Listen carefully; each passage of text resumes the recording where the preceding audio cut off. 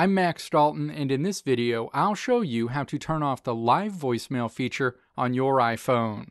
Are you not a fan of the live voicemail feature where you can listen to a voicemail as it's being left? Whether you find it unnecessary or you just prefer to check your voicemails later, turning this feature off can give you back a bit of your peace. In this video, I'll show you how to turn off live voicemail on your iPhone.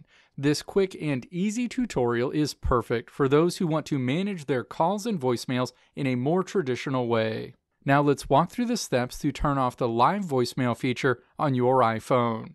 Step 1.